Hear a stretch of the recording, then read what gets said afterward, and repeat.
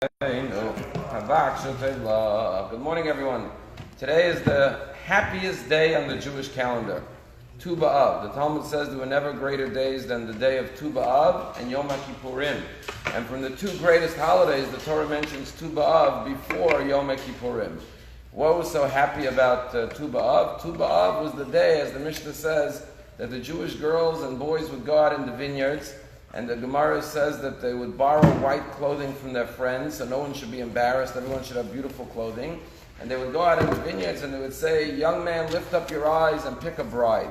And it was a day of marriages and shidduchim. You know, there's an expression that love makes the world go round. And I think it was Rodney Dangerfield who once said, "My wife and I eat dinner apart. We sleep in separate bedrooms. We take separate vacations. We're doing everything we can to keep our marriage together." Today, marriages, need more glue to be kept together. And this is a day that infuses love in marriages and tries to help arrange shidduchim. But how do we understand that this day is as great as Yom HaKippurim? And if you think about it, it goes like this. What is Yom Kippur? Yom Kippur is the day that we reconcile with God. But we know that the one thing Yom Kippur cannot atone for is the sins between man and man. What was the crime of Tisha B'Av?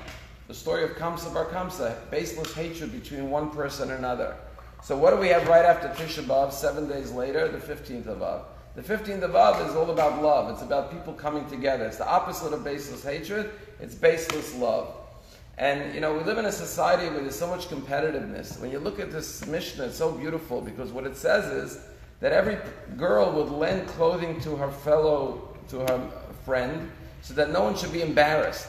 In other words, instead of everyone trying to outdo each other, who has a nicer outfit, who has more expensive jewelry, who is more fashionable, whatever, they lent clothing to one another, so everyone should look beautiful.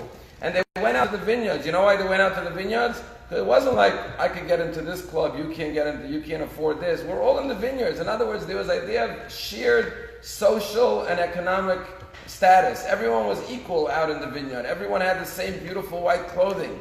And the whole idea of a white party, that comes from the Mishnah here, that we're all white, purity, right? So the idea of everyone caring not just for themselves, but for each other. And that was really what's so beautiful about this holiday, because it represents the ultimate, not just in love, romantic love between a husband and a wife, but love amongst the Jewish people, that each girl was trying to help each other and together form this community filled with love and joy, which is the antidote and the response to the sin of Tisha B'Av, which was hatred. And maybe that's why this is a day that's the greatest day, because we know that the sin of the destruction of the temple was baseless hatred.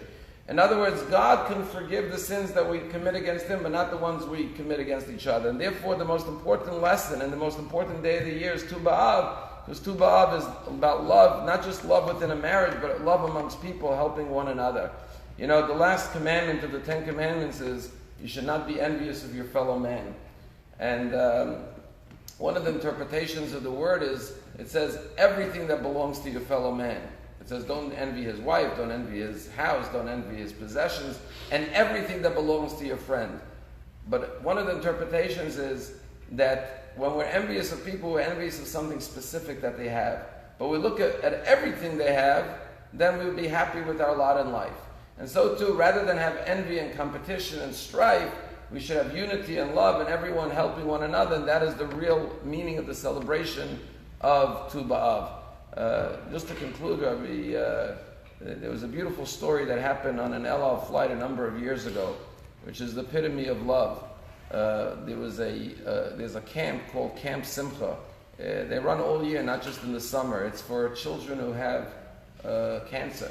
And they give them some reprieve from their suffering and their treatments, to give them some enjoyment, entertainment. It's a wonderful organization.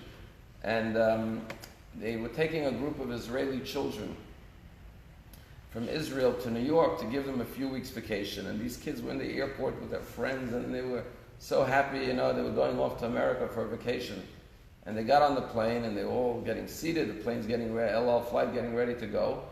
And these are kids, most of them didn't have hair on their head. It was obvious they were sick children, but they were with their counselors and their staff members.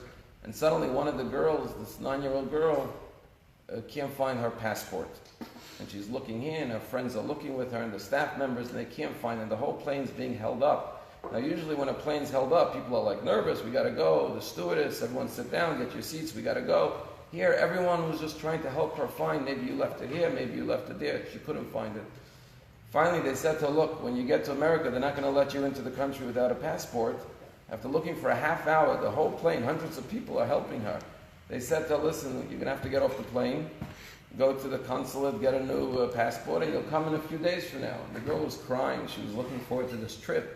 She had all her stuff ready to go, and now she has to get off the plane. And everyone said goodbye to her. She went off the plane. They sent her to go get a new passport. They're getting ready. The plane, the taxis to the runway, and they're number 3 for takeoff. They're getting ready. All of a sudden, one of her friends says, I found her passport. It was laying on the floor. It fallen between the seats. So right away they called to the stewardess. We found the passport. True story. The stewardess knocks on the pilot's door and says, that girl, we found her passport. And the pilot was already in line to take off. And he radioed to the watchtower in Tel Aviv, in Ben Gurion. He said, this is flight number 7, whatever. We found the passport of the girl we're looking for, and we're asking for permission to return to the gate. And after a few moments from the watchtower there, they said, flight number, that you're cleared to return to the gate.